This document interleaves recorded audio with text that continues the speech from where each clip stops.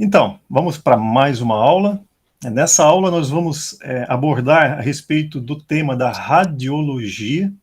E assim, gente, a radiologia é um tema bastante extenso, né? Ela faz parte na legislação da imagenologia, então a gente tem uma série, né, de exames através de equipamentos que são realizados nessa área. Então, nessa aula nós vamos abordar mais a área do raio-x, tá? Da sala de exames de raio-x. E aos poucos, aí, futuramente, nas outras aulas, a gente acaba também abordando outros temas. Falando em radiologia, né, o princípio, digamos, principal da radiologia é a realização dos exames, principalmente de diagnóstico, através da radiação. Então, é a radiação que acaba proporcionando todos os resultados provenientes da parte da radiologia. Então, eu fui fazer uma pesquisa no site do INCA, do Instituto Nacional do Câncer, né, a respeito da radiação. Né? Vamos entender um pouquinho, ter uma pequena conceituação a respeito da questão da radiação. Então, segundo o INCA, a radiação, né, elas são ondas eletromagnéticas ou partículas que viajam pelo espaço e se propagam com velocidade e energias elevadas, podendo penetrar vários materiais e produzir efeitos sobre eles, né, principalmente, né, no corpo humano ou nos seres vivos. A radiação, ela pode ser originada a partir de fontes naturais ou produzidas pelo homem.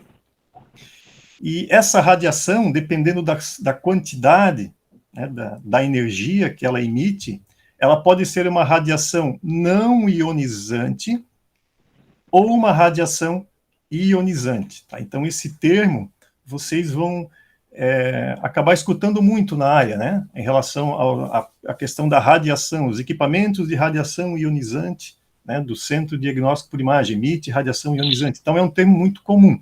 Mas vamos ver agora o que seria a radiação não ionizante e a radiação ionizante, assim, de uma forma bem simplória, tá? Nada muito aprofundado em relação ao tema, até porque é uma questão que envolve, né, física e tal. A radiação ionizante, também de acordo com, né, o site do INCA, é uma radiação, a radiação não ionizante, ela é uma modalidade de radiação de baixa frequência e de baixa energia. Então, é uma radiação que ela não traz nenhum dano, nenhum prejuízo aos seres vivos. E essa radiação, através dessa tabela, né, existem vários tipos de radiação não ionizante, desde os campos de frequência extremamente baixa, no caso, a radiação que é emitida por eletrodomésticos e também através de fontes naturais, raios e trovões, as ondas de rádio, a própria luz visível, né, que ela é captada pelo olho humano, a radiação infravermelha e também, né, radiofrequência e as ondas de micro-ondas. Estão relacionados, né, toda a questão da telefonia celular, antenas de televisão, aquelas torres de transmissão, a própria luz elétrica, as fiações elétricas, a questão dos equipamentos que emitem radiação em relação às redes de Wi-Fi. Então, na verdade, acaba fazendo parte, né, do nosso dia a dia, né? Tudo que tem uma tecnologia envolvida acaba emitindo uma radiação, mas ela não é prejudicial, nos níveis, né, que possam trazer grandes problemas para, né, o nosso organismo. Já a radiação ionizante é uma radiação que possui energia suficiente para ionizar átomos e moléculas, ou seja, é capaz de arrancar um elétron de um átomo ou de uma molécula. Bem, eu nunca fui muito bom nas aulas de química, né? Então, assim, eu não sei exatamente explicar para vocês na questão, né, de química e física, né, como é que funciona isso, mas, na verdade, essa radiação ionizante, ela é capaz de provocar alterações estruturais nas células. Pode causar morte celular e com isso também desenvolver crescimentos descontrolados da questão, né, celular, e também até causar câncer. A radiação ionizante, dependendo da sua intensidade, ela pode ser muito prejudicial aos seres vivos. E essa radiação ionizante, ela se dá através de fontes naturais e também de fontes não naturais, que são as fontes produzidas pelo homem. Dentre elas, né, as mais encontradas são aquelas utilizadas nos cuidados da saúde, nos estabelecimentos, né, assistenciais de saúde, no caso, através de equipamentos de raio-x, de tomografia, a própria radioterapia, né, e tem outros equipamentos também, mamografia, tem a densitometria óssea, e na geração da energia nas usinas nucleares, né, que já tivemos acidentes nucleares históricos, né, aquele acidente da usina de Chernobyl. Então, tudo isso relacionado à radiação ionizante. E essa radiação, conforme eu comentei anteriormente, ela tem o risco de câncer, mas esse risco depende muito da exposição, da dose, da duração dessa exposição, da idade da pessoa, né, que acabou sendo submetido a essa exposição, e também de uma própria sensibilidade do organismo a essa radiação. Então, não quer dizer que, eu vou fazer um exame de raio-x, né, e através daquela exposição eu já posso ter um problema futuro, né, em relação a algum câncer ou alguma coisa, ou alguma doença correlacionada. Não, a radiação, o que acontece, né? Conforme, né, é citado nesse último parágrafo, vai depender muito da exposição e da duração. Ou seja, a pessoa que faz um equipamento de raio-x e tomografia, eventualmente, não vai ter esse risco. Geralmente, nesse caso, é muito mais para as pessoas ou os técnicos que trabalham com esses equipamentos, que estão diariamente em contato com a radiação. Logicamente que eles acabam se protegendo, né, contra a radiação através de vestimentas adequadas. Eles também são monitorados para saber se eles acabam recebendo uma dose de radiação acima, né, do máximo permitido. Então, é mais em função disso. Mas é importante que a gente tenha esse entendimento, né, que a radiação ionizante ela é extremamente prejudicial. Nesse gráfico é apresentado o espectro eletromagnético. Só para a gente agora ver numa tela só, né, a questão das radiações não ionizantes e as radiações ionizantes. Então, desse lado esquerdo, nós temos as radiações não ionizantes, aquelas que não são prejudiciais, conforme a gente viu anteriormente, as ondas de rádio, micro-ondas, o infravermelho e a própria luz visível. Já as radiações ionizantes, desde a própria luz do Sol, né, a luz do Sol, os raios ultravioleta, os raios UVA, os raios UVB, principalmente aqui no sul, né, onde a pele da população é mais clara, então uma longa exposição a esses raios UVA, UVB sem a proteção adequada, isso pode causar, além de causar o envelhecimento da pele, pode causar, durante anos aí de exposição, também o risco de adquirir um câncer de pele, tá? E é uma radiação ionizante. Depois, o próprio raio-x e os raios gamas. Tá? Então, esse é o espectro geral para a gente ter uma ideia, né, melhor em relação a esses dois tipos de radiação. Indo para a radiação na área da saúde. A radiologia, podemos dizer que ela está relacionada ao radiodiagnóstico médico, ao radiodiagnóstico odontológico, à radioterapia e também à medicina nuclear. Tanto o radiodiagnóstico médico, o odontológico e a radioterapia, a radiação que é emitida por esses exames, através, né, dos equipamentos, é uma radiação que ela é gerada através da energia elétrica. Quando esses equipamentos eles estão desligados, não tem radiação. Não tem perigo nenhum. Eu vou entrar numa sala de raio-x quando está desligado, não tem problema nenhum. Tomografia, até na radioterapia, não tem problema nenhum, porque a radiação ela é gerada só a partir do momento que o equipamento é acionado. Já na medicina nuclear, a radiação ela é gerada através de fontes radioativas, ou seja, é injetado no paciente um radiofármaco, digamos, um medicamento radioativo, e onde o paciente que vai emitir a radiação de dentro para fora. E essa radiação que vai ser, digamos, captada pelos equipamentos que irão gerar as imagens. Digamos que é um princípio geral.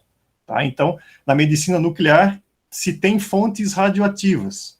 E já no radiodiagnóstico, na radioterapia, a radiação é gerada pela energia elétrica. Tá? Então, fica bem claro, né, esse conceito.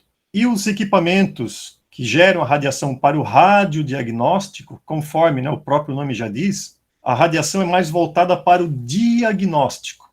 E na radioterapia é para o tratamento. Tá? Tanto o acelerador nuclear como o equipamento de braquiterapia para o tratamento do câncer através da radiação. E os outros equipamentos é para diagnosticar, né, alguma patologia, alguma doença, enfim. Então, nessa aula a gente vai ficar mais focado na parte do raio-x convencional, tá? Ou raio-x geral, tá? Fora isso, a gente também tem o raio-x telecomandado, né? Mamografia, a densitometria, que também emite radiação, mas assim, numa taxa bem reduzida, a tomografia, até a própria hemodinâmica. E o radiodiagnóstico tem também o equipamento de raio-x e o equipamento também de tomografia. A radioterapia, que eu já comentei anteriormente, a medicina nuclear, né, cintilografia, o PET-CT, né, que são realizados através de equipamentos que captam essa radiação, que é emitida pelo paciente, e o iodoterapia, né, que é através também da aplicação de iodo no paciente, que é um tratamento também com, né, um elemento radioativo. Bem, o raio-x, né, então, ele foi descoberto experimentalmente em 1895. Gente, isso já faz, estava fazendo os cálculos antes, 127 anos. Se for ver, não é muito tempo, né? É bem recente, 127 anos. Esse raio-x, ele foi descoberto pelo alemão, pelo físico, né? Wilhelm Röntgen. E esse físico, ele acabou, de certa forma, né, essa descoberta dele acabou revolucionando todo um conceito que se tinha na medicina. Porque até essa época não se tinha acesso ao interior do corpo humano, sem uma cirurgia, sem abrir a pessoa. Décadas anteriores, o que se fazia? Se fazia muita dissecação de corpos, né, para que eles pudessem estudar as estruturas internas. Claro que as partes moles não tem como visualizar também a parte do raio-x, mas se fazia muito essa prática, né? E após a descoberta, né, acidentalmente, do raio-x, foi possível visualizar o interior dos pacientes, né, sem, né, um procedimento invasivo. Então foi isso que aconteceu. Né? Aqui está a foto do Röntgen. Essa foto, essa imagem, é da esposa dele, que trabalhava junto com ele, e em algum experimento ele acabou fazendo, né, um teste, um experimento com a mão dela, então acabou ficando registrado, né, a mão da esposa dele. É uma imagem bem icônica, né, em relação à história da radiologia. E assim, desde 1895, esses estudos, né, em relação ao raio-x foram avançando, e esses estudos avançando, equipamentos foram sendo desenvolvidos, né, cada vez mais para ir aperfeiçoando essa tecnologia e tal. Mas também naquela época não se tinha a ideia, né, dos efeitos nocivos da radiação. Até pode ser que se tinha, mas não com o entendimento atual. Então a gente consegue ver, né, em algumas imagens que eu tirei da internet, tá, gente, como que eram rudimentares, né, os equipamentos, se for comparado aos equipamentos atuais, né, sem dúvida que a tecnologia acabou evoluindo muito. Então nessa imagem abaixo, a gente vê, né, um paciente está em pé atrás de um equipamento, né, que emite o raio-x, provavelmente deve estar a parte do equipamento atrás, ou dentro dessa caixa metálica, né, então, olha só, né, o equipamento vai emitir o raio-x, o paciente, ele está em pé com uma espécie de filme, não sei na época o que eles utilizavam, né, propriamente para capturar essa imagem, ou seja, o raio vai ser emitido, vai passar pelo paciente, vai ficar gravado nessa placa, vai continuar a passar e vai atingir essas duas pessoas. Mais essa pessoa do lado e mais essa outra pessoa que está no fundo, ou seja, todos eles vão acabar recebendo, né, a exposição do raio-x dentro do ambiente. Nessa imagem, a gente já vê que, de certa forma, está tendo alguma proteção. Na cabeça aqui do técnico, do operador, ele está usando umas luvas, uma proteção também. Então, se é uma proteção visando a questão da radiação, se nesse momento ele já tinha essa consciência, ou é por algum motivo, mas a gente já vê que existe uma proteção. Então, durante todos esses anos, a tecnologia foi evoluindo e, atualmente, né, os equipamentos de raio-x, eles têm essa aparência, né, bem diferente, né, da época que eles foram desenvolvidos, logicamente, né. Então, os equipamentos de raio-x, claro que esse equipamento aqui é um equipamento, ele é um equipamento mais moderno, né, se a gente for comparar aí com a maioria que a gente encontra, né, nos estabelecimentos, mas o princípio, o conceito é o mesmo. Ou seja, se tem uma mesa de exames, né, onde o paciente é posicionado, né, para realizar a imagem de raio-x, se tem a torre, a estativa, onde é sustentada o cabeçote, né, por onde vai sair o raio-x, por onde vai ser emitido o raio-x. Também se tem o book mural, ou book vertical, que é utilizado para a realização do exame com o paciente em pé, né, um transformador. Também tem o comando do raio-x, que acabou não aparecendo nessa imagem, mas nessa imagem, né, aqui de cima, acabou aparecendo, né? Então tem o comando, que ele vai ficar junto a uma área que a gente diz que é uma área de comando, protegida por um biombo, para evitar que o operador receba, né, a radiação. Então, os equipamentos de raio-x, eles têm essa configuração. É claro que, muitas vezes, o modelo é diferente, tem raio-x que ele não tem essa estativa apoiada no chão, tem equipamento de raio-x que o equipamento ele é apoiado todo no teto com trilho, então essas tecnologias elas vão mudando, mas o princípio é o mesmo. E também, nessa parte de baixo da mesa, tanto na parte de baixo da mesa como dentro aqui do book mural, é onde se encontra ou chassi ou cassete, onde a imagem ela vai ficar registrada e depois ela vai ser revelada ou vai ser processada. Tá? Então, de uma forma geral, né, esse é digamos, a estrutura do equipamento de raio-x. A radiologia, né, vamos entender o seguinte, que se tem 3 tipos de tecnologia, vamos entender dessa forma, né, que está mais voltada para forma, para a maneira como as imagens elas serão processadas ou serão adquiridas. Temos a radiologia convencional, a radiologia digital indireta, que é o CR, né, muito utilizado atualmente, e a radiologia digital direta, que é o DR. Tá? Então, CR é radiografia computadorizada e DR é radiografia digital. Assim, a radiologia convencional, né, é o tradicional exame de raio-x onde a imagem ela é obtida através de um filme radiográfico. Né? E esse filme radiográfico, ele é inserido dentro de um chassi, esse chassi é colocado, voltando aqui, ó, embaixo da mesa, ou no book, né, mural, dependendo, né, o exame que o paciente vai fazer. Após realizar o exame, esse chassi é retirado e ele é revelado através de uma processadora de filmes. Né? Então, na verdade, é um processo de revelação fotográfico, né? Um processo tradicional. Então, vai ter um equipamento que vai receber esse filme e, através de ação de produto químico, como fixador, revelador, né? Tem ainda água junto, tem um processo de secagem, é feito a revelação desse filme, né? É utilizado, né, a nossa bem conhecida aí câmera escura. Tá? Então, é um processo de revelação tradicional. Assim, é um processo que está em desuso. Tá? Em projetos novos, a gente não especifica mais uma sala de raio-x com um processo de revelação convencional com sala escura, ou com câmera escura. Geralmente, o que se utiliza mais, isso que eu vou comentar com vocês na sequência, que é isso aqui, ó, que é o CR. Até porque, assim, se tem, primeiro, né, o descarte desses produtos químicos, do rejeito desses produtos químicos que são utilizados na processadora. Isso não pode ser descartado no esgoto, isso tem que ser encaminhado para uma empresa especializada para a destinação adequada. Tem a questão também do descarte dos filmes, e também todo um processo moroso que tem, né, para fazer, né, essa revelação do filme fotográfico.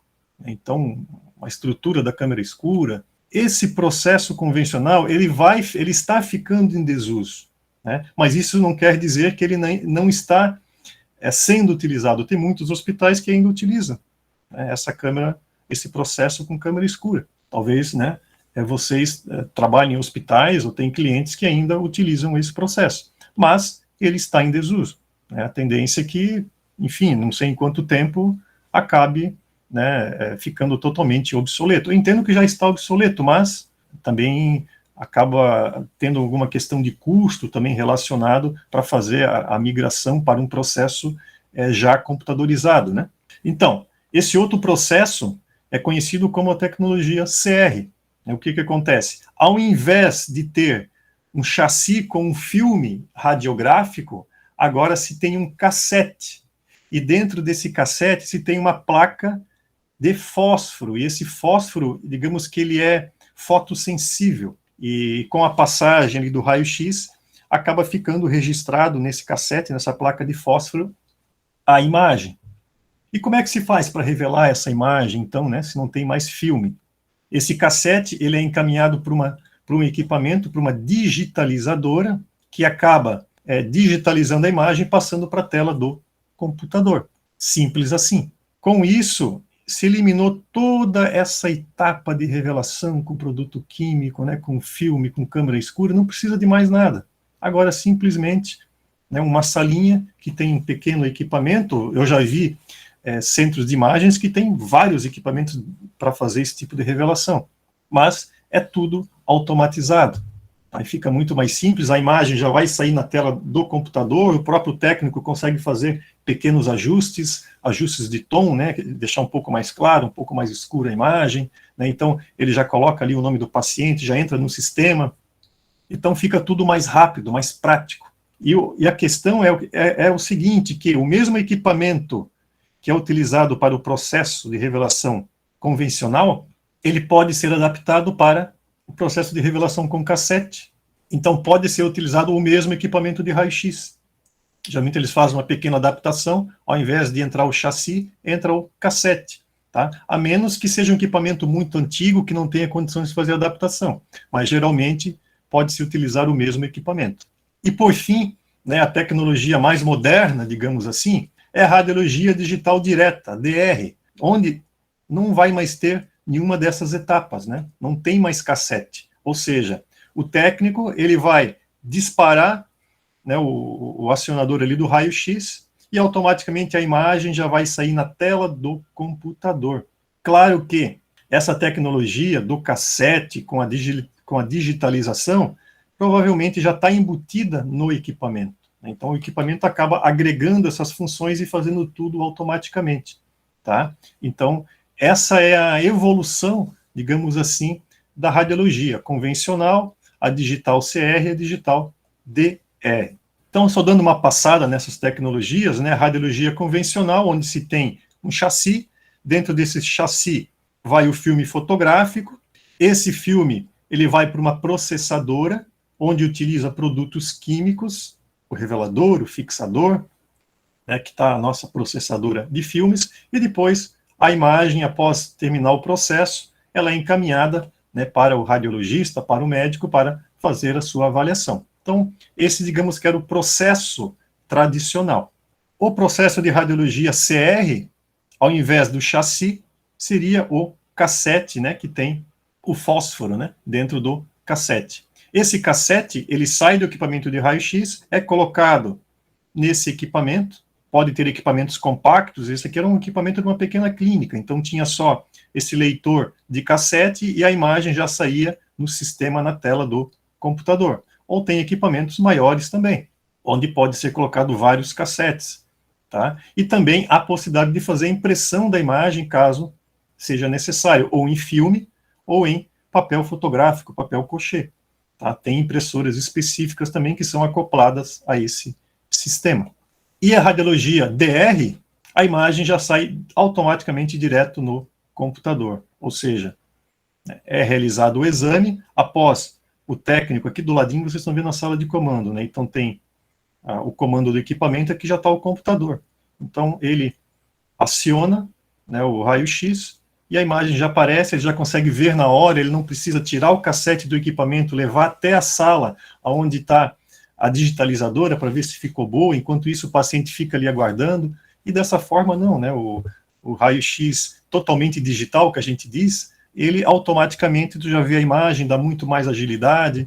Então é a tecnologia, né, em prol de toda a agilidade que a gente precisa ter nesse serviço de saúde. E claro que quanto mais tecnologia embarcada, maior é o custo de implantação, né, mas a tendência é que aos poucos esses equipamentos acabam sendo migrados para essa parte totalmente digital. Hoje a gente vê muito em mamógrafo, várias clínicas que a gente já visitou, e também no próprio projeto o cliente já vem adquirindo mamógrafo totalmente digital, sem precisar da revelação, né, através de um cassete. Bem, nós vimos anteriormente a parte do raio-x fixo, né, raio-x que está dentro de uma sala. Mas só para também dar uma passada com vocês, que nós temos os raios-x móveis, né, tanto aquele raio-x que ele vai até o paciente, isso já em hospital, tá, gente? Então, o raio-x que ele vai até o paciente, né, o paciente que está internado numa UTI, que ele não tem como, né, levar o paciente leito para dentro da sala de raio-x, o paciente que está numa emergência, né, no pronto-socorro, o paciente que pode estar numa unidade de internação, mas não tem como se locomover. Então, o equipamento é um equipamento portátil, né, ele acaba ficando bem compacto. Esse modelo, tem N modelos, né, com N fornecedores, ele vai até o leito. Nesse caso, acredito que seja um leito de UTI, o técnico de radiologia foi com equipamento até o leito do paciente. Olha só, gente, a importância de a gente sempre conseguir ter bons espaços ao lado do leito, seja num leito de UTI, e tu não tem um espaço, né, para conseguir entrar com um raio-x móvel, um raio-x portátil. Então, olha como é sempre importante a gente ter, né, respeitar os espaços mínimos que estão na legislação, que muitas vezes também são pouco, um espaço é pouco, né, precisava até ser maior, porque numa UTI não é só o raio-x, às vezes também tem o equipamento de hemodiálise. Então isso é interessante que a gente veja, né, essas situações para quando estiver projetando, já considerar também, né, esse tipo de ação que é feito junto ao leito. Então, claro que tem a questão da radiação, né, vocês podem estar perguntando, tá, mas não tem blindagem dentro da UTI. Então, essa que é a questão, né? Eu imagino que quando eles vão fazer um exame desse no paciente, não sei se eles acabam, acho que isolando o outro leito não tem como. Talvez esse equipamento aqui ele não espalhe tanto a radiação, né, ele seja mais focado, apesar que, se for perceber, pela imagem, parece que esse técnico está usando aqui algum colete de proteção contra a radiação. É o que deu para entender, a foto está meio escura. Mas o equipamento de raio-x móvel ele é bastante utilizado em hospitais. E também tem um outro raio-x móvel, que é o arco-C. Aí ele é utilizado dentro das salas de cirurgia, né, na maior parte, porque ele realiza o exame de raio-x, mas com imagem simultânea. Então, o médico, o cirurgião, ele acaba se orientando das imagens do raio-x móvel para realizar o seu procedimento. Né? É bem parecido ali com a parte da hemodinâmica. E agora, na sala de cirurgia, sim, a sala também é blindada. Tá? Então, a gente sempre, quando está desenvolvendo um projeto de um centro cirúrgico, a gente sempre pergunta para o hospital, dependendo o porte, né, se eles vão utilizar um arco C dentro da sala de cirurgia, porque daí a gente já tem que prever a blindagem. Muitas vezes eles não querem blindar todas as salas por causa de custo, eles reservam apenas uma sala, né, para fazer a blindagem, que daí pode ser utilizada esse equipamento. Apesar que eu acho que acaba restringindo muito, né? Mas na sala de cirurgia tem que fazer a blindagem. Claro que não é um equipamento de raio-x que emite uma radiação com uma potência da mesma forma que o raio-x convencional, mas, mesmo assim, é necessária a blindagem da sala. Indo agora um pouquinho para a legislação, assim, a principal legislação é a RDC 50, tá? Para você projetar ali o espaço físico, né, você não vai utilizar outra legislação. Tem, gente, assim, a RDC 611, de 2022, tá? É uma legislação bem mais atualizada, mas ela não trata, digamos, do espaço físico em si, né, que é o nosso foco. Ela cuida mais de questões relacionadas a requisitos sanitários, né, tanto de organização como funcionamento dos serviços de radiologia, seja diagnóstica como intervencionista. Tá? A radiologia intervencionista é a parte da hemodinâmica, tá? Então, mas ela tem bastante informações que é até interessante vocês acessarem essa legislação, dar uma passadinha, dar uma lida, né? Tem alguns pontos ali que é interessante, até para conhecimento próprio, né?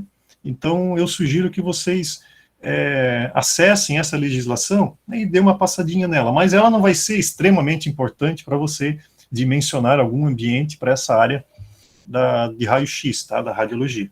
Então, entrando agora na RDC 50, a parte da radiologia, ela está inserida na tabela da imaginologia. Então, a gente tem várias tabelas na RDC 50 que trata da radiologia. Essa tabela, ela trata mais da parte do raio-x, mas tem outras que falam a respeito da tomografia, também da ressonância magnética, né, que não tem radiação, mas faz parte ali da radiologia. Também tem ultrassom e endoscopia. Tá? Tudo faz parte, digamos, dessa unidade de imaginologia. Assim, gente, nessa tabela, ela trata a respeito do raio-x geral, digamos, né, que possui o comando dentro, junto com a sala, né, que é o raio-x geral, esse tradicional, o raio-x odontológico, o raio-x da mamografia e também a densitometria. E ela também aborda a questão do raio-x telecomandado, né? Então já é um raio-x que já tem um processo, um outro processo, né? O paciente recebe contraste, então é mais voltado para a fluoroscopia. Então, assim, para o raio-x em si, praticamente são essas informações que estão em azul que a gente vai abordar nessa aula de hoje. Outras informações para o raio-x geral em si não são relevantes, tá? Sala de preparo de pacientes, preparo de contraste, indução anestésica, isso aqui é mais voltado aqui para o raio-x telecomandado. É porque o raio-x geral é um raio-x simples. A pessoa entra na sala, realiza o exame, né, e pronto. Né, ele não tem nenhum tipo de procedimento específico. Então vamos ver o que diz a RDC 50 sobre a sala de raio-x. Assim, ó, em relação à sala de raio-x, a norma ela não te dá uma área mínima que tem que ter a sala. Tá? Você não tem área mínima. Essa área ela vai depender muito do equipamento que vai ser utilizado, da tecnologia do equipamento. Só o que você tem que respeitar na sala de raio-x, principalmente, é o quê? Né? O afastamento do ponto aonde é emitida a radiação, ali do cabeçote do equipamento, nesse cabeçote é onde é emitida a radiação. Então, esse cabeçote ele tem que ter um afastamento mínimo de 1,50 m de qualquer parede. Bom, essa aí é a principal especificação, né, que você precisa estar atento na sala de raio-x. Depois, a norma também cita alguns afastamentos da borda da mesa, de um metro, né, das paredes laterais, mas isso aí até que é tranquilo. Tá? Mas a principal questão é esse afastamento de 1,5 m. É necessário uma sala de laudos, né? Então tem que laudar o exame do paciente, mas esse laudo também ele pode ser até, se for uma clínica, no hospital tu vai ter, porque assim, no hospital difícil, não vai encontrar um raio-x sozinho, ele vai fazer parte de um setor de imaginologia e vai ter N equipamentos, então ele já vai ter sala de laudos, uma sala de digitação, né? Mas pensando numa pequena clínica ali que tem um equipamentozinho de raio-x, às vezes até ou uma mamografia, né? Ou um ultrassom, tu pode ter uma sala de laudo junto a essa clínica, ou isso pode ser feito até remotamente. Tá? Então, isso é viável. Obrigatoriamente, eu não precisaria ter essa sala de laudos dentro do ambiente. Pode até ser remoto, desde que seja também justificado. Em relação aos ambientes de apoio, assim, como eu não estou tratando da unidade de imagenologia como um todo, e sim da sala de raio-x, alguns ambientes dependendo qual é a contextualização dessa sala de raio-x, podem ser necessários, outros não. Então, esse raio-x pode estar dentro de uma clínica que só vai atender pacientes eletivos, ou ele pode estar dentro de um hospital que vai atender pacientes até eletivos, mas também uma demanda grande de pacientes internos, né? Então, a unidade de imagenologia em si, o que a RDC 50 ela solicita? Uma sala de espera de pacientes acompanhantes com sanitários, né, e uma área de registro, que é uma recepção, Então, se for uma clínica, você vai ter essa área. Se for um hospital, já tem ali a recepção do hospital, ou o CDI, né, tem a sua recepção, isso é tranquilo. Sanitário para funcionários, né, aí você, logicamente, né, vai ter, independente de onde ficar localizado esse equipamento de raio-x. Vestiário de paciente. Então, esse vestiário de paciente, assim, ó, a legislação ela preconiza que se tenha no mínimo 2 vestiários de paciente, né? E esse vestiário, pelo menos um, tem que ter acessibilidade, gente. E acessibilidade é conforme a NBR 9050, tá? E aquele box que tem 1,80 m por 1,80 m, tá? Então isso vocês têm que cuidar. Mas, se quiserem, né, vou botar mais vestiário, porque eu acho melhor, enfim, aí fica a critério, mas a legislação, ela pede no mínimo 2. Mas dependendo da clínica, se é muito pequena, a demanda de pacientes é pouca, talvez se você ter apenas um acessível, a vigilância acaba acatando. Mas o vestiário é necessário. Nem todo o exame de raio-x o paciente precisa também trocar de roupa, né? Tu vai fazer um raio-x do pulso, do pé, não precisa trocar de roupa, né? Não tem essa necessidade de paramentação, a menos que seja um protocolo ali do estabelecimento, mas geralmente em clínicas que tu vai fazer um raio-x dos membros, não tem paramentação nenhuma. Então, não precisaria de vestiário, mas tem situações que precisa. A questão do laboratório de processamento de chapas e filmes, né, e o arquivo de chapas e filmes, esse ambiente é necessário se for utilizada aquela tecnologia convencional, né? Eu vou ter uma sala de processamento, laboratório de processamento, conforme eu falei antes, vou ter que ter uma área para armazenar as chapas e os filmes. Mas, se você está adotando a tecnologia, digamos, semi-digital, né, que é ali com CR, não tem necessidade, mas geralmente a gente usa uma salinha para colocar esses equipamentos. Aí a gente coloca lá, sala de digitalização. Então, aí depois no relatório eu especifico o que é a sala de digitalização, que é um ambiente que não está na legislação, né, porque quando foi a RDC 50 é de 2002, na época não se tinha esse tipo de tecnologia, praticamente só câmera escura. Então, essa sala, o laboratório de processamento, era o que se tinha na época. Com a evolução, né, dos processos, acaba mudando um pouco a forma de realizar a atividade. Então, a gente tem uma sala agora, onde a gente coloca esses equipamentos, né, de digitalização, de impressão, conforme vocês viram ali no ambiente, na tela anterior. Aí daí a gente só justifica no relatório, a sala de revelação digital, é esse termo que a gente utiliza. Depósito de material de limpeza, depósito de equipamentos e materiais, né, se for um CDI mesmo, eu tenho que ter, se for uma pequena clínica, é uma questão de ponderar se você acha interessante ter um depósito ou não. Sala de utilidades, em hospital é obrigatório. Em clínica, gente, até ponderável que possa não ter, você pode não ter a geração de roupa suja, né, você pode não ter também nenhuma geração de secreção de paciente, mas você vai ter a geração de resíduos. Então, desde que você tenha um depósito de resíduos, temporário de resíduos, você pode ter a justificativa de não ter uma sala de utilidades. Vai depender do porte da clínica, mas é plausível de justificativa. Uma sala administrativa, né? Uma área, pelo menos para cadeira de rodas, uma copa de funcionários, né? É sempre interessante que tenha, numa clínica principalmente, né? O hospital, aí vai depender, né, do estabelecimento. Então, gente, assim, esses são os ambientes que muitos deles atendem diretamente a parte de raio-x e outros atendem mais a unidade onde o raio-x está inserido, porque não é uma sala isolada, digamos assim, né? Então, para vocês terem uma ideia do conceito geral. Eu trouxe 2 plantas baixas, só para dar uma exemplificada geral, né, só da sala de raio-x, só para dar uma exemplificada geral, um pouco do layout, um pouco da parte dimensional, para que vocês possam visualizar melhor agora, né, o conteúdo das telas anteriores. Conforme eu falei, a gente não tem uma dimensão mínima para a sala de raio-x. Essa sala da esquerda, ela tem 4,20 por 4,90. Tem 20,5 metros quadrados. Essa sala da direita, ela tem 3,50 por 4,70. Ela tem 16,5 metros quadrados. Só que essas 2 salas são de clínicas, tá, gente? Não é de hospital. Ou seja, não vai entrar maca dentro da sala de exames para atender um paciente. Então, essas salas, elas estão mais compactas, né? Agora, pensando que se ficasse dentro do hospital vai entrar maca, a gente tem que pensar, né, na entrada da maca, no espaço para tirar o paciente, colocar na maca da mesa. Então, esse espaço já ficaria um pouco pequeno, né, um pouco apertado, digamos assim, teria que fazer um pouco mais largo, um pouquinho mais comprido. Então, é isso que vocês têm que ter um entendimento, né? Agora, uma clínica isolada, que não tem esse atendimento de marca, o paciente entra, na pior das hipóteses, em cadeira de roda. Aí, ok. Né? Então, essas salas fazem parte de projetos que já foram aprovados, mas só para vocês terem esse entendimento, vocês têm que ter um pouco esse feeling, tá? Olha, não tem área mínima, mas vocês também têm que ter o bom senso para entender qual é o perfil dos pacientes que serão atendidos. A porta com 1,20 m, a gente sempre utiliza essa dimensão, que é o que está preconizado no RDC 50.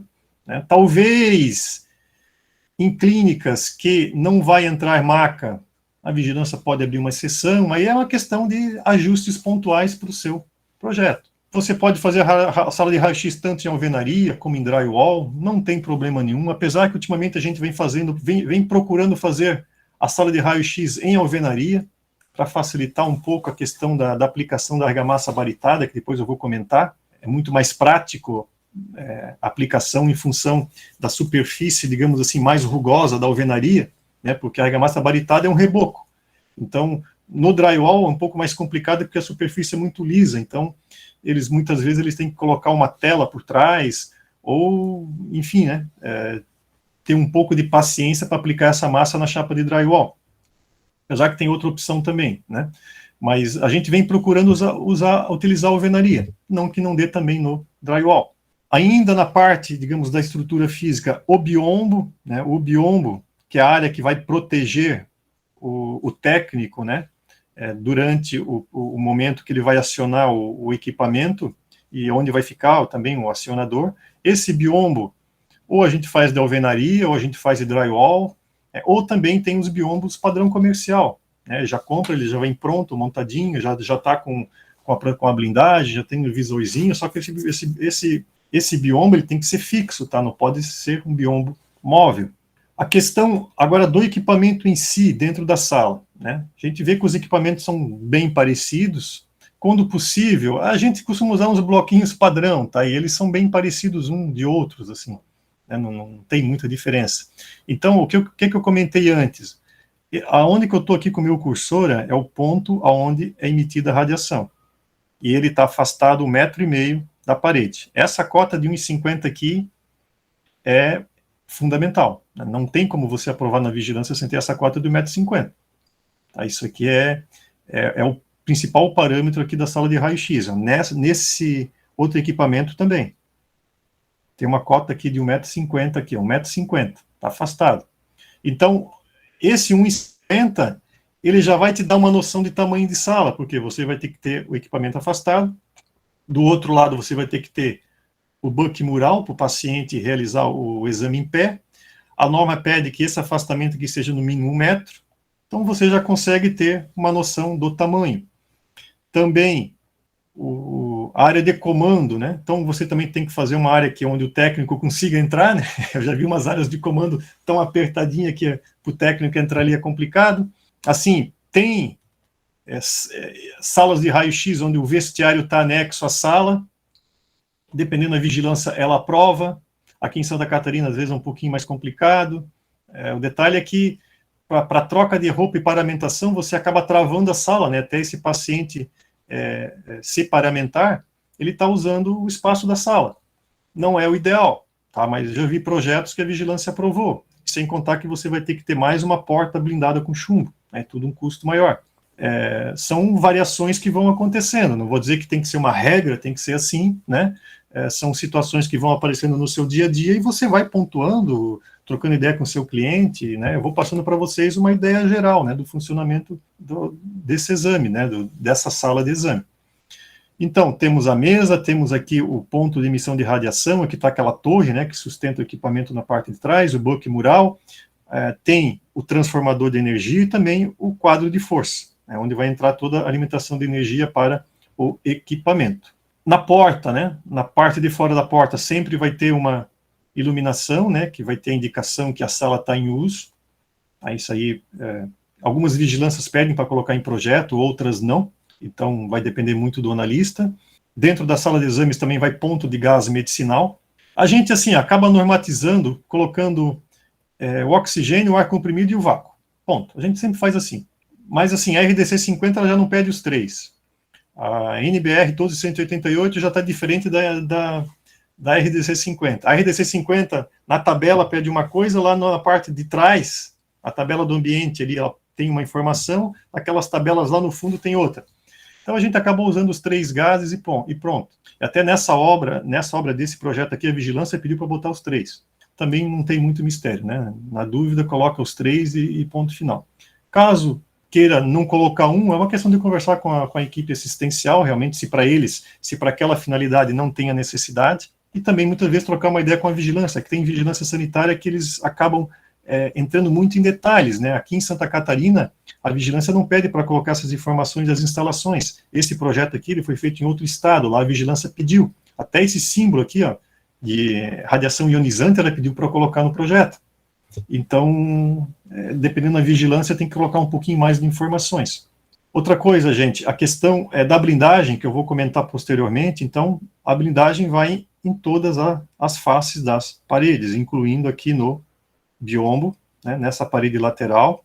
Aqui atrás, talvez, dentro do comando, nessa parte dos fundos, talvez não seja necessidade, mas é o físico, né, que vai especificar. Mas só para vocês terem uma ideia, né, que todas essas paredes vão precisar de blindagem.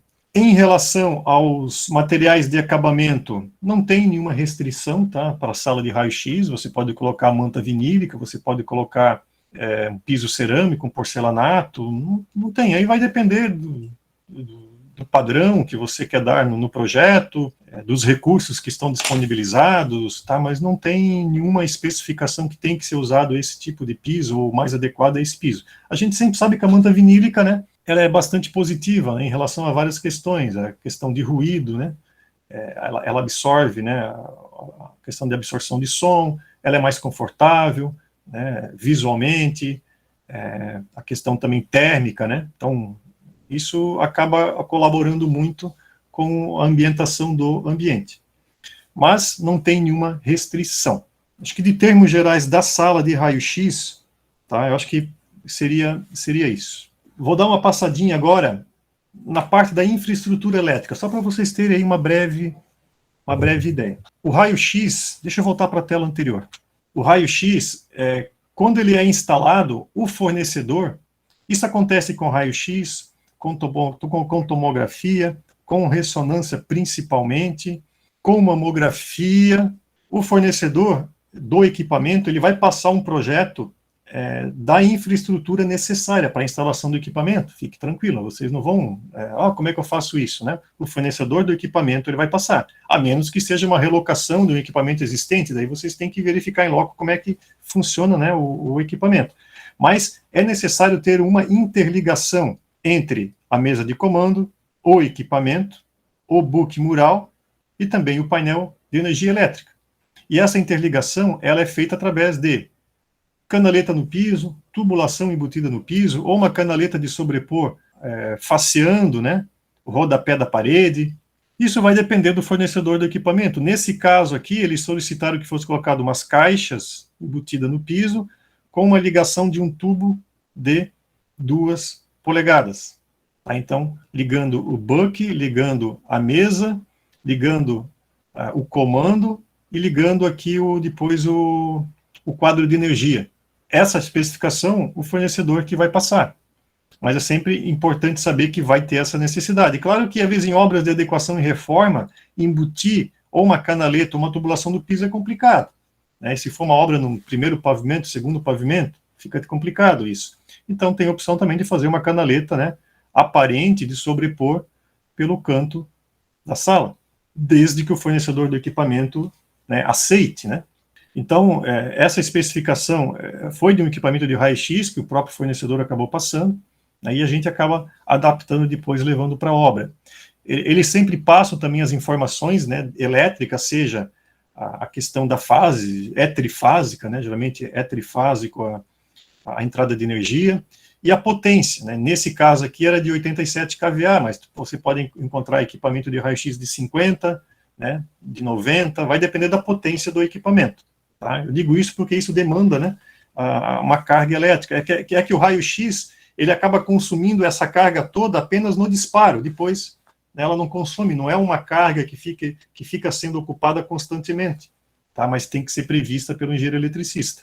E aqui do lado, só uma ideia, né, do projeto elétrico. Então, o painel do equipamento, então o que é feito? É apenas a alimentação do painel do equipamento, com a carga necessária, depois a empresa que vai instalar o equipamento que vai fazer toda a ligação interna, né, logicamente depois que essa infraestrutura estiver montada. A iluminação da sala, importante que tenha a opção de dimerizar, né, a iluminação. Quanto menos tomada dentro da sala, melhor, tá, gente? Por que eu digo isso? Porque tomada que fique abaixo de 2,10 é complicado, porque a tomada na sala vai ter que ser instalada uma caixinha embutida na parede, aquela caixa 2x4. E a caixa na parede acaba interferindo na blindagem da parede. Aí vai ter que ser feito o quê? Por dentro da caixa, revestir a caixa com um lençolzinho de chumbo, ou botar uma argamassa por trás. É tudo complicado, então pode acontecer ali de ter vazamento de radiação. Então, quanto menos tomada tiver dentro da sala, melhor. Tá? É sempre isso que a gente preconiza. A questão da climatização. Assim, eu dei uma olhada, por curiosidade, o que está citando a nova RDC, estou com a RDC na cabeça, a nova NBR 7256, sobre a climatização de sala de cirurgia.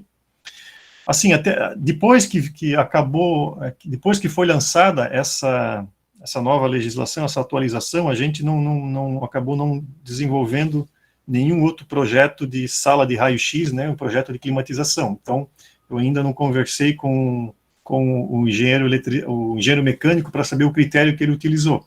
Mas a NBR, ela fala que na sala de espera e na sala de raio-x precisa ter, né, um sistema de exaustão total, caso ela atenda pacientes contaminados ou pacientes que possam transmitir infecções por aerosóis.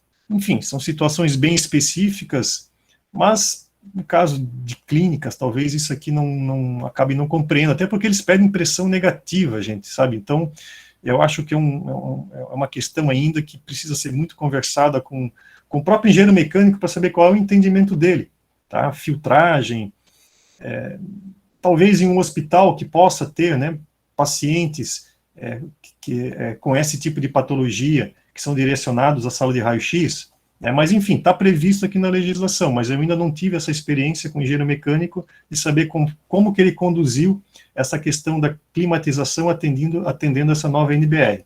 O que eles precisam atender, obrigatoriamente, são as condicionantes de temperatura do fornecedor do equipamento. Tá? Agora, pensando no equipamento, ou uma temperatura de 22 graus, né, uma temperatura de 22 graus, com uma variação de 2 graus para cima ou para baixo, e umidade de ar de 50%, com uma variação de 10%. Tá? Isso para o bom funcionamento do equipamento. Essa questão do tratamento do ar para o paciente é uma questão ainda que, para mim, não está clara. Tá? Mas, enfim, se vocês quiserem pesquisar, está aqui na NBR 7256, né, mas eu ainda não sei qual é o entendimento que eles tiveram, né, que os profissionais que desenvolveram essa legislação tiveram em relação a essa sala de raio-x. Falando agora um pouquinho a respeito da blindagem radiológica. Conforme nós vimos, o equipamento de raio-x emite radiação, emite a radiação ionizante, que é uma radiação prejudicial.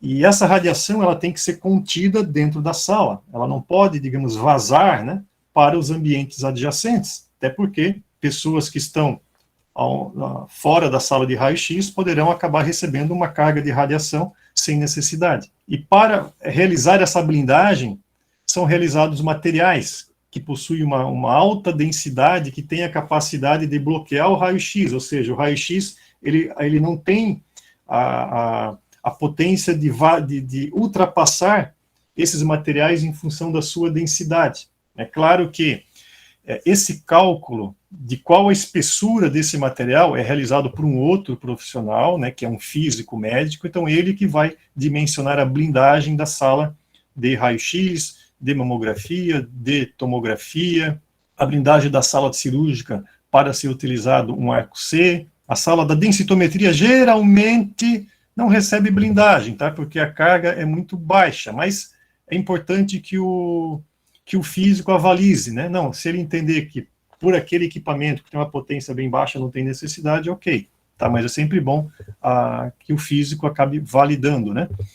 Então, assim, os materiais que são utilizados, eles possuem determinadas densidades. Então, o chumbo, ele tem uma densidade de 11,3. A unidade é gramas por centímetro cúbico. A barita, que é a mais utilizada, tem uma densidade de 3,2. Olha a diferença. Depois, se tem o concreto vibrado, 2,3. Esse concreto ele é muito utilizado em bunker. Tá? Nos bunker, a gente não utiliza barita e nem utiliza chumbo. Tá? Dificilmente. A menos que for para recompor alguma falha no cálculo e tal, né, do físico, mas dificilmente isso vai acontecer. Mas se utiliza concreto, mas são paredes de concreto de 2 metros de espessura, de 1,5 metro, dependendo da localização da espessura. Então a blindagem é com concreto. Também pode ser utilizado tijolo maciço e até gesso. O que acontece? Assim, quanto menor a densidade do material, maior vai ter que ser a sua espessura para que esse material ele tenha uma certa eficiência para a potência do raio-x que vai atingir ali. Então, o que se utiliza para a sala de raio-x? Geralmente é argamassa baritada. Por quê? Porque ela tem um custo-benefício muito melhor do que o chumbo.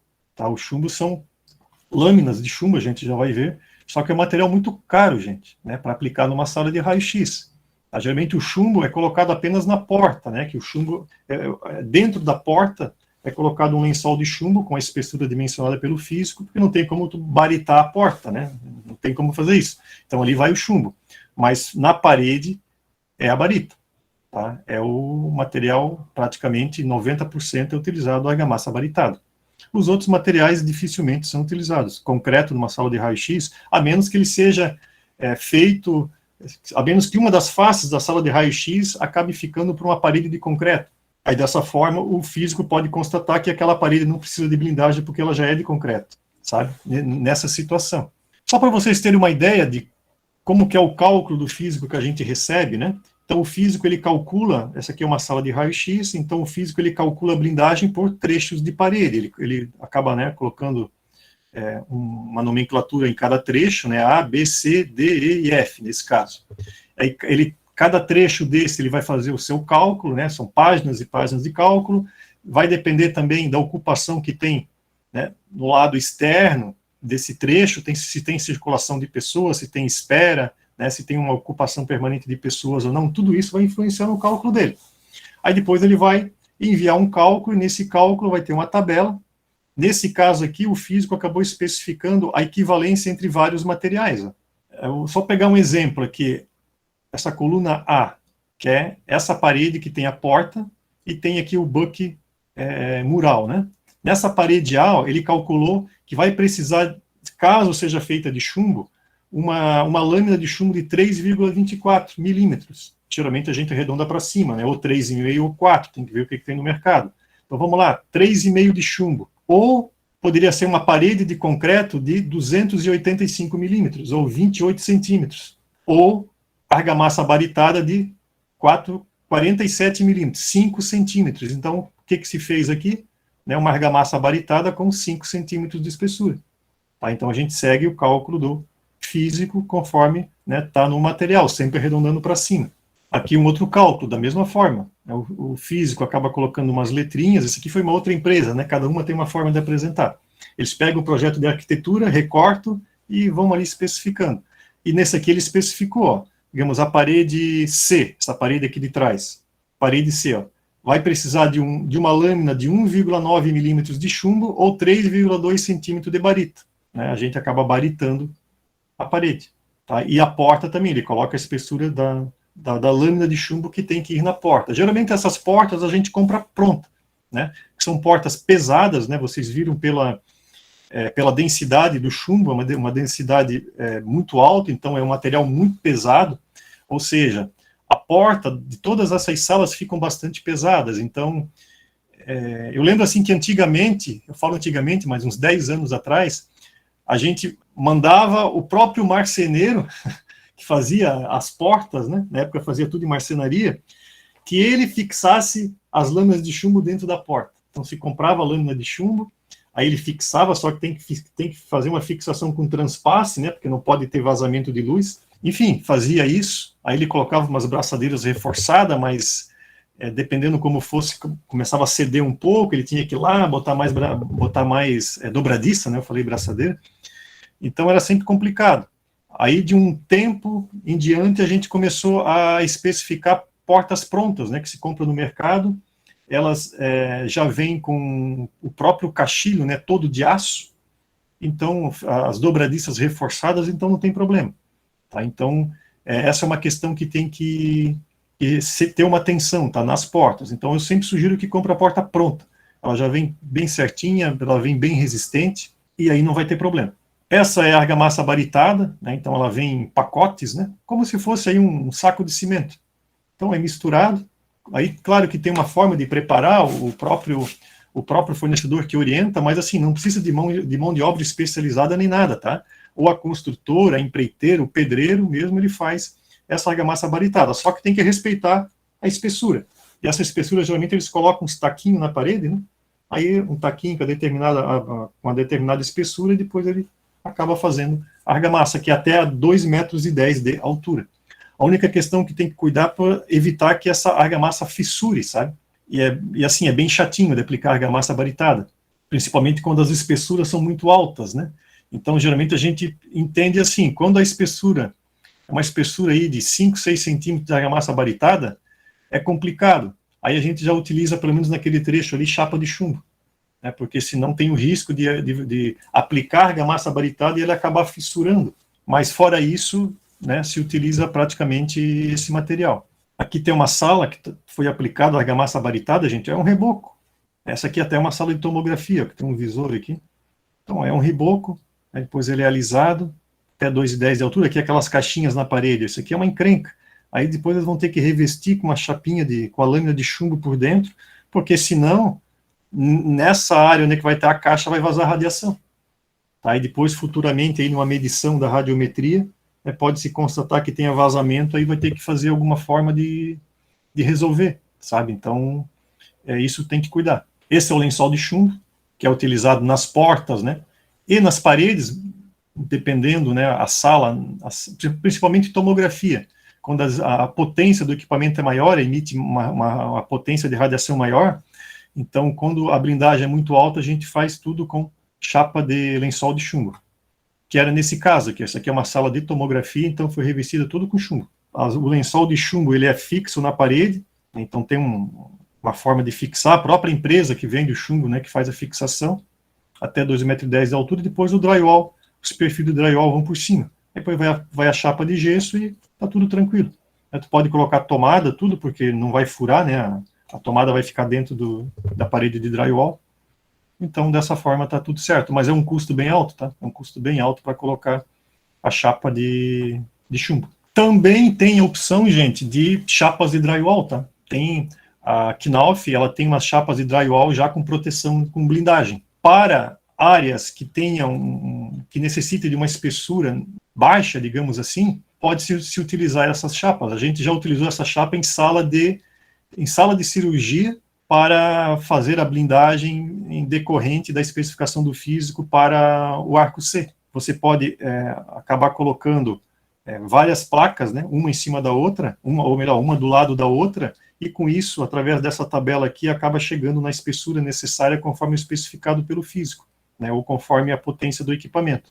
Então, só para vocês saberem que também tem essa opção de utilizar essas chapas de drywall, né, mas sempre com a orientação do físico, né? Vocês têm que lembrar que qualquer coisa o que for decidido em relação à blindagem, é bom que tenha esse contato com o físico para a validação dele.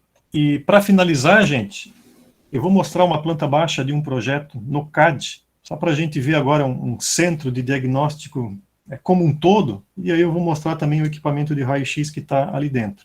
Esse projeto aqui, depois eu vou disponibilizar quando eu editar essa aula, tá? Aí eu coloco junto lá no Telegram. Deixa eu dar um zoom aqui. Esse aqui é um centro de diagnóstico por imagem, né, de uma ampliação de um hospital, que nós trabalhamos já faz aí uns 3 anos, mas o projeto ainda não foi executado. Nesse projeto, nesse projeto, nessa parte de baixo, tem uma hemodinâmica, que eu até já apresentei para vocês, eu comentei a respeito da hemodinâmica, né, quando a gente teve a aula.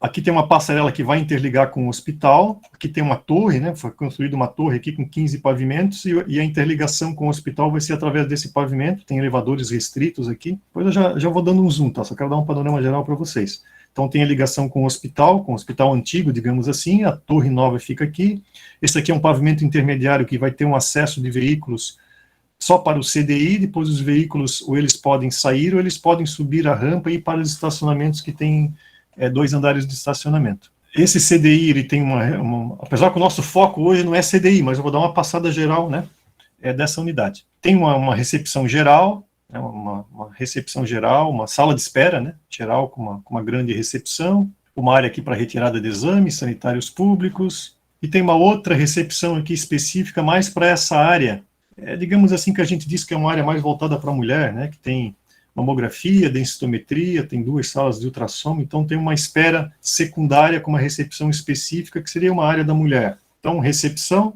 principal, recepção aqui da área da mulher, e nessa parte de baixo aqui a gente tem uma recepção da hemodinâmica, tá? Que é toda essa área aqui debaixo do projeto. Aqui são 2 elevadores que eles vão interligar os pavimentos de garagem com o hall nobre, né, desse bloco do hospital que está no pavimento abaixo. Inclusive até tem uma escada aberta com vazio aqui que dá no saguão, né, no pavimento de baixo. Bem, essa aqui, digamos que é o acesso principal do CDI. O que nós temos de exames, né, da parte de imaginologia nesse projeto? Tem uma ressonância magnética, que fica nessa parte dos fundos, tá? Uma ressonância magnética, a sala de comando, e também tem uma sala técnica. Essa aqui é uma sala de um raio-x telecomandado, que nós não abordamos nessa aula de hoje, que aí é bem diferente, né?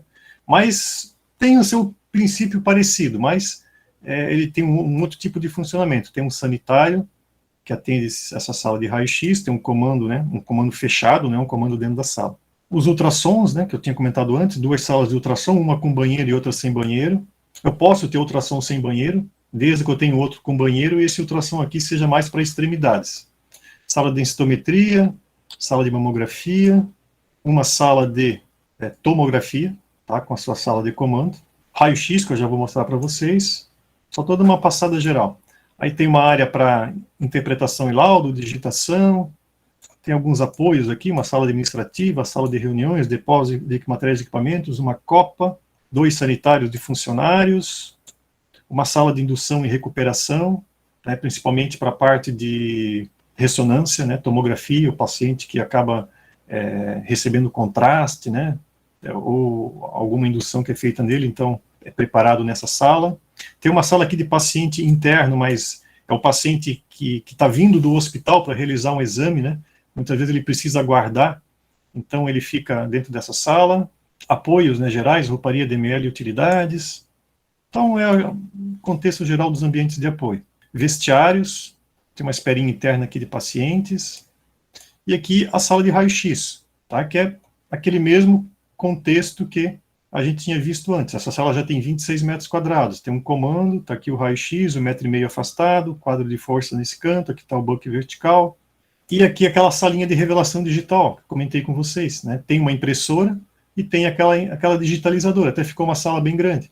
É porque eu não sei se eles vão utilizar um outro equipamento aqui, né? E acabou sobrando esse espaço, essa sala que vai realizar a revelação desse exame.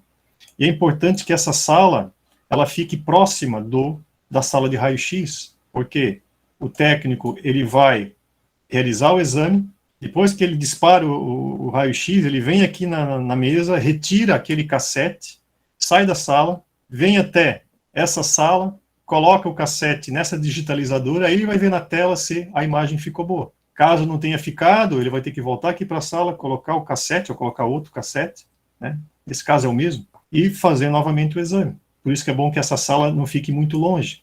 E essa sala, muitas vezes, também é utilizada pela mamografia, a sala não for toda digital.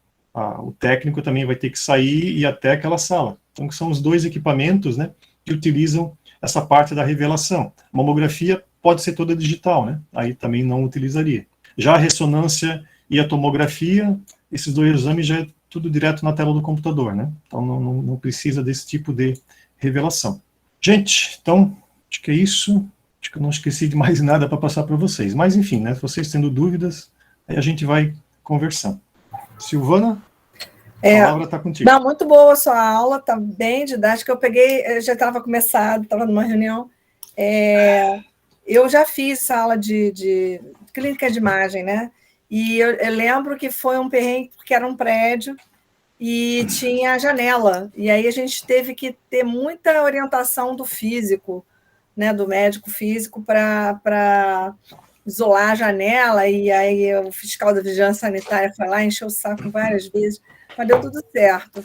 Mas, assim, você já teve alguma situação de ter que botar uma sala de raio-x no lugar que tem a janela do exterior? Olha a encrenca. Todos os projetos que eu vi aí estão fechados, né? Eu observei, está tudo fechado. Mas é complicado, né? A gente tem um vidro específico, eu lembro que foi cara beça, mas foi bem isso que você falou mesmo. Foi baritado, a gente baritou as salas, né? Mas é uma encrenca quando tem janela, e não dava para matar a janela, que era um prédio, né? Dava para um prisma, e eu fiquei bem tomada aí quando a gente estava fazendo esse trabalho. Vamos lá, deixa eu comentar um pouquinho a respeito do negócio de janela. Bem lembrado, Silvana. Eu ia comentar isso quando eu estava falando das plantinhas lá, eu acabei esquecendo. Assim, a gente nunca fez até hoje uma sala de raio-x que tivesse uma iluminação natural. Mas já me perguntaram uma vez, e eu juro para vocês que eu fiquei com dúvida. Se poderia ter janela com abertura, não, né? Até porque a sala não, precisa estar climatizada e tem que ter controle, né? De umidade. Mas já me perguntaram se poderia ter iluminação natural. E eu fiquei na dúvida. E aí eu perguntei para um físico. Sei, vamos direto na fonte, né? E o físico falou o seguinte: olha, da minha parte, desde que essa janela fique acima de 2,10, para ele não tem problema, porque a blindagem vai só até 2,10 metros. Não tem passagem de radiação de 2,10 metros para cima. Não é uma sala, não é um acelerador linear que a radiação vai para cima, para baixo, para todos os lados, né? Então ele falou: Cláudio, olhando a parte da radiação, não tem problema, porque se a janela estiver acima de 2,10, né, a blindagem vai só até 2,10 metros, então qual o problema, né? E aí é uma questão, e eu perguntei para a vigilância aqui em Santa Catarina, eles falaram que, olha, por eles também eles não viam problema, desde que se fosse fixa, né? Agora, será que para o técnico é interessante ter uma iluminação natural dentro da sala? Porque geralmente as salas elas são mais escuras, a gente coloca... Escuras, Então, não, eu entendo que não. Era a arquitetura do prédio, entendeu? Era um prédio, sim, não era um hospital construído. E aí a gente tinha essa questão da janela que estava lá, eu não podia fechar a janela por causa do prédio, e isolou realmente, ficou lacrada, e foi colocado um vidro especial, que o físico especificou, foi caro para caramba, foi um tal de cliente da ATAC, porque era caro, eu falei, mas aí senão você não vai aprovar isso, faz o que eles estão pedindo. É que é um vidro pomblífero, né? Esse vidro especial que você diz é um vidro grosso, né? Era um vidro com a espessura, mas era um negócio possante. Aquele vidro que vai no visor ali da tomografia, naquele visorzinho do raio-x, é um vidro pomblífero, um vidro bem caro, né? Eu já vi pessoal assim, mas foi na internet, tá? Não foi... hospitais que tinham uma tomografia no andar superior, e toda uma parede da tomografia era toda de vidro, mas ela ficava não sei em que andar. E pelo que eu li, o vidro não era especial. Por quê? Mesmo que vaze radiação, naquela altura que está, não tem, vai atacar quem ali, né? Ninguém vai estar a 10, 12 metros de altura. Então, isso que eu tinha lido numa revista. Eu achei... Assim, eu fiquei pensando, mas será que realmente... radiação a gente morre de medo, né? Trabalhar mas eles aí, pelo menos lendo assim, falaram, não, mas isso está lá no 8º pavimento, qual é o problema? Não tem nada ali na frente, né? Só tem uma rua, mas imagina, tá no 8º pavimento. E aí acabou humanizando, né? Mas será que essa claridade não acaba atrapalhando durante o movimento, durante o procedimento, né, do exame, porque geralmente a gente faz uma sala mais escura, com controle de luminosidade. Aí realmente é uma questão de até ver com os próprios técnicos que influência que isso tem. Mas essa, assim, a pequena experiência que eu já tive, né, em relação a essa questão de iluminação nessas áreas, né, que são sempre fechadas. Né? Não sei se alguém mais já teve alguma experiência com iluminação nessas áreas. Hein? E geralmente o que se faz é coloca aqueles painéis, né? Aqueles painéis aquelas telas tensionadas com Acabou imagem. tendo que lacrar a janela. Botou o painel e lacrou, botou para disfarçar uma cortina, mas atrás da cortina tem isolamento e vidro especial, né? Isso mesmo. Cláudio, passei por uma situação que eles pediram a processadora digital dentro da sala de laudo. Ela é uma máquina, né? Assim, parece uma copiadora grande. Só que a vigilância não aceitou. Aí eu tive que fazer uma salinha pequenininha só para processadora. Porque o pessoal já usava dessa forma e eles queriam continuar assim, usando essa processadora digital dentro da sala de laudo. E a norma não fala assim exatamente, né? Porque fala de uma câmera escura, fala de uma sala de... Não é essa digital, que não tem problema nenhum, não existe na norma, né? Isso é uma novidade. Aí eu achei só para comentar com você uma situação que eu passei.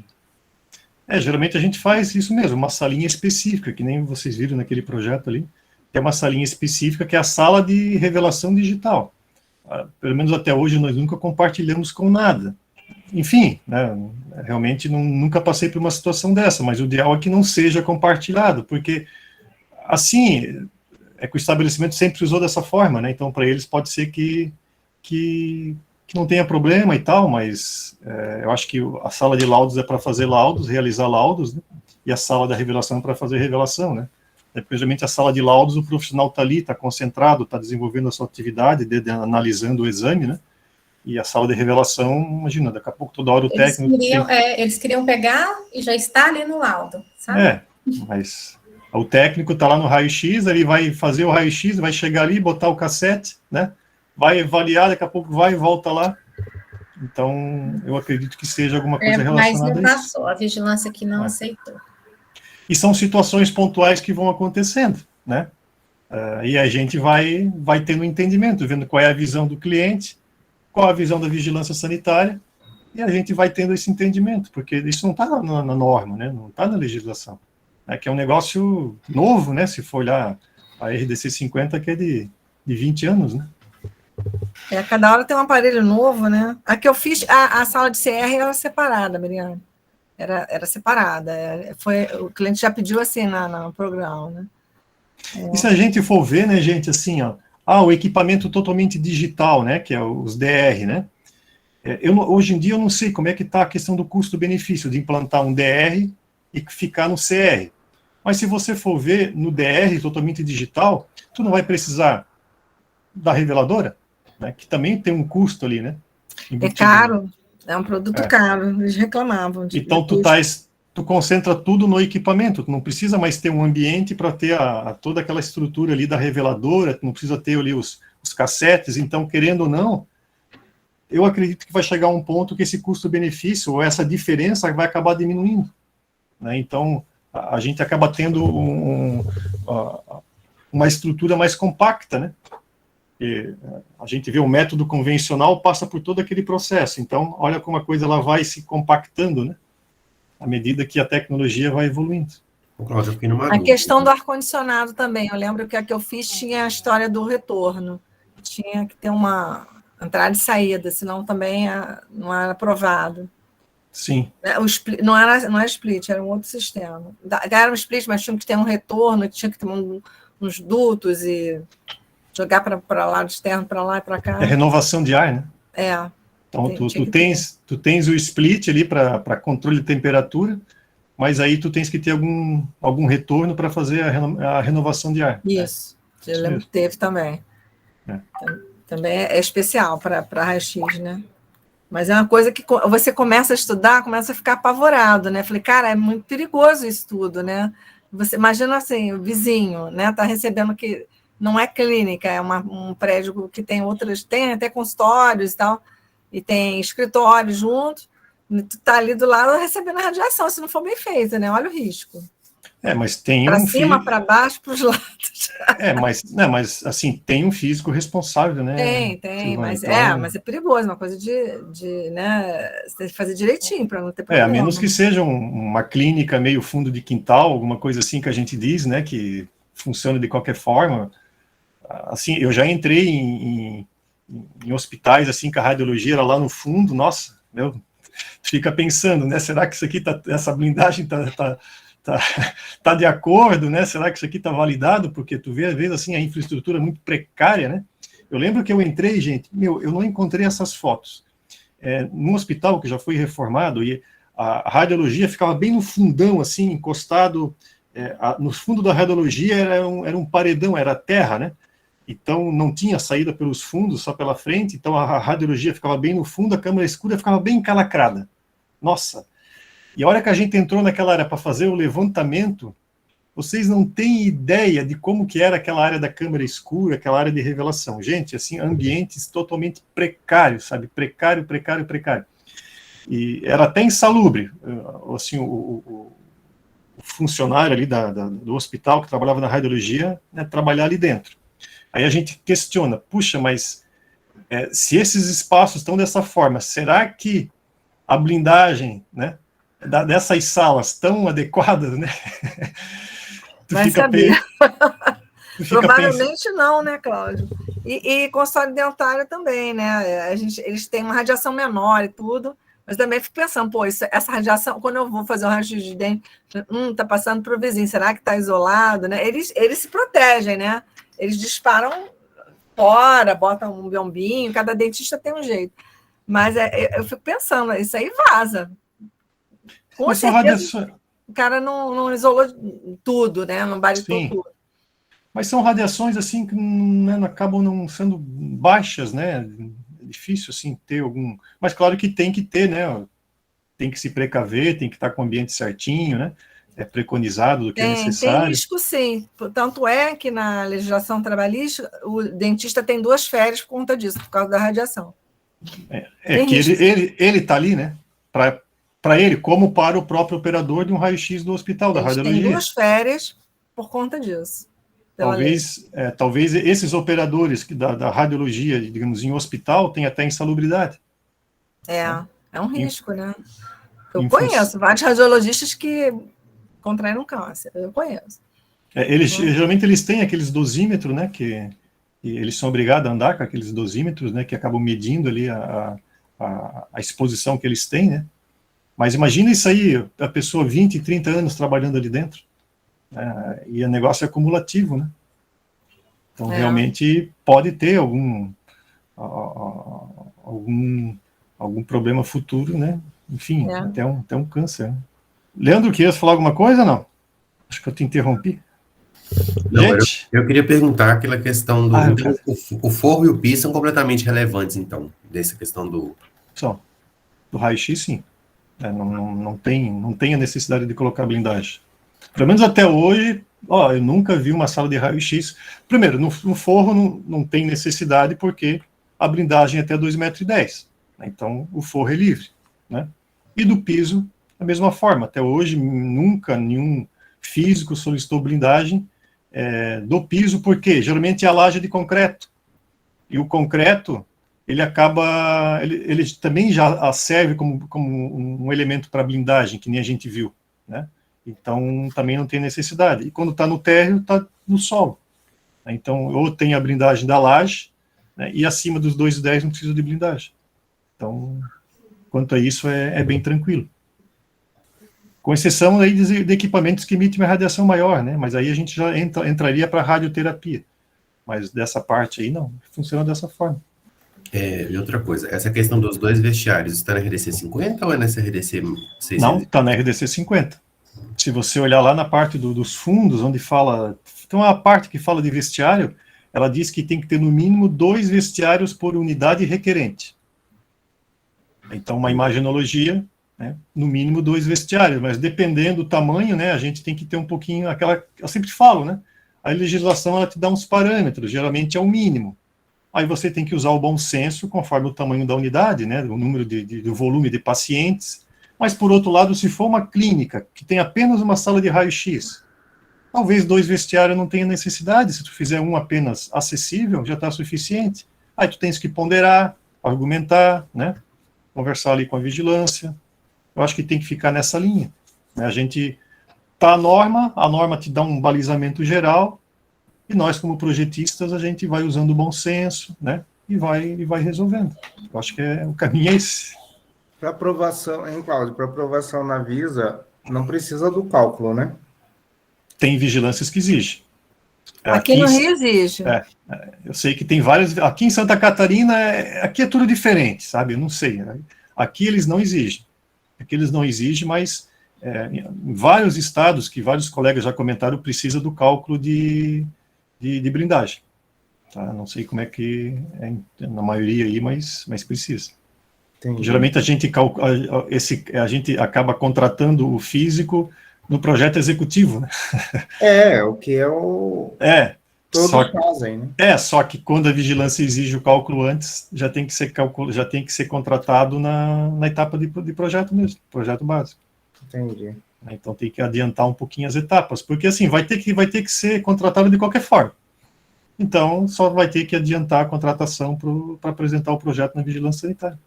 E na parte de combate a incêndio, tem alguma coisa diferente ou não? Dentro da sala, não. Dentro da sala, não. Não tem. Dependendo do hospital, se coloca detector de incêndio. Né? Como é colocado aqueles detector de fumaça, né? Em vários ambientes, aí dentro do raio-x também se coloca, né? Porque é colocado em vários ambientes. Mas aí vai depender do nível de exigência do Corpo de Bombeiros para aquele estabelecimento. Né? Mas assim, nada de extintor, não precisa, isso fica tudo fora, né? O máximo é a iluminação de emergência. Iluminação de emergência a gente coloca dentro da sala, né? Mas fica, né, acima de 2,10 ali, coloca uma tomada alta acima de 2,10 com bloquinho autônomo, né? De iluminação de emergência ligado numa tomadinha. E dependendo o projeto do Corpo de Bombeiros, um detector de fumaça. Mas aí cada estado tem a sua legislação, daí tem que seguir as normas do seu estado. Mas bem lembrado, até não tinha me tocado disso. Passamos tudo? Esqueci de alguma coisa? Assim é bom, né? Assim é bom. Tem ralo também, tem a história do ralo também, não tem? Quando é hospital, o ralo... Sim, mas não tem, né? Dentro do raio-x não tem necessidade. Falando em ralo, assim, ó, eu já vi, gente, talvez vocês já utilizaram, mas nós nunca utilizamos e a própria Visa aqui também até hoje nunca provou, mas eu já vi salas de cirurgia com lavatório dentro da sala. Tá? Eu já vi em estados que a vigilância aprovou, né, o lavatório dentro da sala de raio-x, e não sei, né, realmente são questões pontuais que a gente acaba se deparando, né, às vezes com outros colegas aí que comentam. Mas a própria Visa aqui falou que o lavatório acaba, para a instalação do lavatório, tem o risco de acabar interferindo na blindagem, né, através de furação ali, ou a entrada de água, ou saída do esgoto na parede, a própria furação ali do lavatório, sabe? Então, a gente não coloca nada, né? Apesar que a norma diz, né, que todo ambiente que tenha que tenha um paciente, ou que tu tenha contato com pacientes, precisa de um lavatório para higienizar as mãos. Mas a ressonância lógica a gente não coloca, tomografia a gente não coloca, raio-x a gente não coloca, pelo menos aqui em Santa Catarina a gente não coloca. Né? Mas eu já vi relatos que em alguns estados a vigilância não se opôs. É aquela questão de... Né, algumas experiências aí que a gente acaba não tendo, né? Ou acaba conhecendo aí de outros profissionais. Mas era isso que eu acabei lembrando agora, Silvana, que você comentou do ralo, né? Mas ralo não, né? Não tem necessidade. Né? Quanto menos ralo você tiver no hospital, melhor. Esse é o meu entendimento. Não, eu acho que lá no meu pediram, achei até estranho, mas... Dentro da sala de raio-x? Mas pediram. Por que razão? A gente não se joga água, né, para lavar. Ninguém lava lá, ninguém lava nada, né? Porque é uma clínica só de imagem, né? Não chega ninguém de emergência todo quebrado e tal, né? É diferente. Pega o elevador para chegar lá, entendeu? É uma coisa assim mais... não entendi também. Eles pediram um ralo lá, a gente fez. Tudo que pediram, fizemos. Entendi. Né? No seu projeto, Cláudio, eu vi, é trilho que tem ali na mesa ali? São trilhos? Dependendo do equipamento. Tem equipamento que o raio-x tu tem trilho no teto. Tem equipamento que não tem trilho no teto. O trilho está na parte de baixo, né? E a coluna dela, ela acaba se deslocando através do trilho que está embaixo. Isso varia, depende do modelo do equipamento. Eu já vi equipamento que ele é totalmente suspenso. Tem um trilho. Esses dois exemplos que eu mostrei para vocês, né, não o projeto, mas aqueles dois exemplos ali no slide, um deles, que eu acho que era, não aquilo ali, um dos exemplos que tinha o cálculo do físico ali, de blindagem. O raio-x, a parte emite a radiação do cabeçote, ele fica totalmente suspenso. Tem trilhos no teto, e o deslocamento dele é no trilho no teto. Ele não é fixo embaixo. A mesa é solta, né? Não tem nada de fixação na mesa. E era de um equipamento específico de um fornecedor. Então, isso vai depender do modelo, né, do equipamento. Enfim, tem N modelos aí com tecnologias diferentes, né? Entendi. Ok, obrigado. É isso, gente. É isso. Estou entendendo que zerou aí os comentários e as dúvidas. Beleza? Eu acho que estava legal a aula. Estava ótimo. Bem didático, como sempre. Beleza. Sempre, né? Então tá bom. Só para saber se eu posso seguir nesse ritmo, né? Mas então tá bom. Sinal é positivo. Cláudio. Oi. Eu vou aproveitar que eu apareci para... Assim, é uma questão que eu acho que talvez não faça muito sentido, mas... Tem alguma questão com relação à tinta utilizada, a cor da tinta ou não? Na sala? Que o branco, ele é uma cor que ele emite todas as radiações de todas as cores, né? Ou, assim, uma questão muito mínima que não faz diferença? Não, para a questão da radiação que você está se referindo, olha, Deise, eu desconheço que a tinta tem alguma influência, sabe? A pintura ali é mais uma questão nesse caso ali, de ambientação, para deixar o ambiente talvez um pouco mais claro, mais aconchegante. Eu sei que na sala de cirurgia tem questões relacionadas, né, à cor, porque para não, digamos, destoar a imagem ali do cirurgião, porque como ele vê muito vermelho, né, de sangue, então a cor da parede geralmente se indica, né, que se utilize cores específicas, né, mas na sala de raio-x, não tem nada específico, tá? Não é nada específico. Aí fica a criatividade de cada um. Mas se alguém souber, né, que tem alguma coisa relacionada... Não estou falando também. Depois coloca ela no grupo lá. Mas interessante a pergunta. É que eu li no livro do Goiás, né, numa página ele fala lá que o branco é a cor que emite radiação de todas as cores. Aí eu fiquei pensando, mas não sei, será que tem alguma questão? Mas talvez seja essa radiação não ionizante que eu falei antes, né, que é a luz, né, a luz natural. Então, assim, a luz, ela reflete no branco, isso a gente sabe, né? Então, o branco reflete a luz. Mas e a luz, de certa forma, conforme a gente viu, é uma radiação não ionizante, né? Mas essa radiação ionizante, ela não tem essa questão do reflexo, ela penetra, na verdade, ela não reflete, ela penetra. Então, assim, ela penetra na parede, e se não tiver a blindagem, ela passa para o outro lado, ela não volta, né? Por isso que o raio-x ali acaba captando essa luz. E, digamos, no osso, a luz acaba não penetrando, né? Por isso que aparece a imagem do osso no filme, né? Que no osso, a imagem, o raio-x não penetra, e no resto da imagem ela penetra e fica escuro, né? Então a gente acaba vendo o contraste. Tá, mas esse reflexo aí é da luminosidade ambiente, aí sim, aí tem reflexo. Como a cor escura absorve, né? Tá, mas bacana. A gente agradece aí a presença de todos vocês, até que deu um bom quórum hoje. Okay. Joia? Então, um grande abraço, uma boa noite. Tchau, boa noite. Obrigado. Obrigado. Tchau, tchau.